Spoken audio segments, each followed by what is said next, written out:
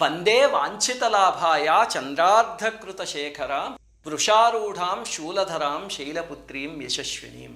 ఇది అమ్మవారి ధ్యాన శ్లోకం. ఏమిటండి దీని అర్థము అంటే, వందే వాంఛిత లాభాయ, ఏది కోరినా తీర్చే తల్లికి నమస్కారం చేస్తున్నా. ఎలాంటి తల్లి? చంద్రార్ధకృత శేఖరాం, తల మీద చంద్రవంక ఉందిట. వృషారూఢాం, వృషభవాహనం మీద. శూలధరాం, శూలాన్ని ధరించింది. శైలపుత్రీదేవి ఆ తల్లి పేరు. ఆ యశస్విని అయిన తల్లిని ఇప్పుడు నమస్కారం చేసుకుంటున్నాను అని. ఎందుకు ఈ తల్లినే మొట్టమొదటి రోజు ధ్యానం చేయాలి అంటే, ఆ తల్లి హిమవంతుడి ఇంట్లో పుట్టి బాలిక స్వరూపంలో ఎలా అయితే ఉందో, మన సాధన కూడా మొట్టమొదటి రోజు చిన్న స్వరూపంలో ఉంటుంది. ఆఖరికి 9వ రోజుకి మన సాధన సిద్ధి స్థాయికి వెళ్తుంది. అలాగే అందుకే ఆ తల్లి ఆఖరి రోజు సిద్ధిదాత్రి అనే పేరుతో వస్తుంది. ఈ తల్లిని మొట్టమొదట ధ్యానం ఎలా చేయాలో చెప్తాను.